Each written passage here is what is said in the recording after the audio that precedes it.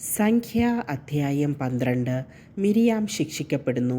മോശയുടെ ഭാര്യയായ കുശസ്ത്രീയെ പ്രതി മിരിയാമും അഹറോനും അവനെതിരായി സംസാരിച്ചു. കർത്താവ് മോശ വഴി മാത്രമാണോ സംസാരിച്ചിട്ടുള്ളത്? ഞങ്ങളിലൂടെയും സംസാരിച്ചിട്ടില്ലേ എന്ന് അവർ ചോദിച്ചു. കർത്താവ് അത് കേട്ടു. മോശ ഭൂമുഖത്തുള്ള എല്ലാ മനുഷ്യരിലും വെച്ച് സൗമ്യനായിരുന്നു. കർത്താവ് ഉടനെ തന്നെ മോശയോടും അഹറോനോടും മിരിയാമിനോടും പറഞ്ഞു, നിങ്ങൾ മൂവരും പുറത്ത് സമാഗമ കൂടാരത്തിലേക്ക് വരുവിൻ. അവർ വെളിയിൽ വന്നു. കർത്താവ് മേഘസ്തംഭത്തിൽ ഇറങ്ങി വന്ന സമാഗമ കൂടാരവാതിൽക്കൽ നിന്നിട്ട് അഹറോനെയും മിരിയാമിനെയും വിളിച്ചു.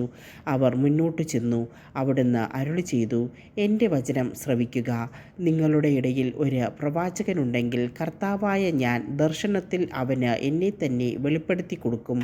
സ്വപ്നത്തിൽ അവനോട് സംസാരിക്കുകയും ചെയ്യും. എൻ്റെ ദാസനായ മോശയുടെ കാര്യത്തിൽ അങ്ങനെയല്ല. അവനെ എൻ്റെ ഭവനത്തിൻ്റെ മുഴുവൻ ചുമതലയും ഏൽപ്പിച്ചിരിക്കുന്നു. അവ്യക്തമായിട്ടല്ല, സ്പഷ്ടമായി മുഖാഭിമുഖം അവനുമായി ഞാൻ സംസാരിക്കുന്നു. അവൻ കർത്താവിൻ്റെ രൂപം കാണുകയും ചെയ്യുന്നു. അങ്ങനെയിരിക്കെ എൻ്റെ ദാസനായ മോശയ്ക്കെതിരായി സംസാരിക്കാൻ നിങ്ങൾ ഭയപ്പെടാതിരുന്നതെന്ത്? കർത്താവിൻ്റെ കോപം അവർക്കെതിരെ ജ്വലിച്ചു. അവിടുന്ന് അവരെ വിട്ടുപോയി. കൂടാരത്തിൻ്റെ മുകളിൽ നിന്ന് മേഘം നീങ്ങിയപ്പോൾ മിരിയാം കുഷ്ഠം പിടിച്ചു മഞ്ഞുപോലെ വെളുത്തു. അഹറോൻ തിരിഞ്ഞു നോക്കിയപ്പോൾ അവൾ കുഷ്ഠരോഗിണിയായി തീർന്നത് കണ്ടു. അഹറോൻ മോശയോട് പറഞ്ഞു, പ്രഭോ, ഞങ്ങൾ ബുദ്ധിഹീനമായിട്ടാണ് പ്രവർത്തിച്ചത്. ആ പാപം ഞങ്ങളുടെ മേൽ ചുമത്തരുതേ. ഗർഭപാത്രത്തിൽ നിന്ന് പുറത്തു വരുമ്പോൾ തന്നെ ശരീരം പകുതി അഴുകിയിരിക്കുന്ന മരിച്ച ശിശുവിനെ പോലെ അവൾ ആകരുതേ. മോശ കർത്താവിനോട് നിലവിളിച്ചു, ഞാൻ കേണപേക്ഷിക്കുന്നു. ദൈവമേ, അവളെ സുഖപ്പെടുത്തണമേ. കർത്താവ് മോശയോട് പറഞ്ഞു, തൻ്റെ അപ്പൻ മുഖത്ത് തുപ്പിയാൽ പോലും അവൾ 7 ദിവസം ലജ്ജിച്ചിരിക്കയില്ലേ?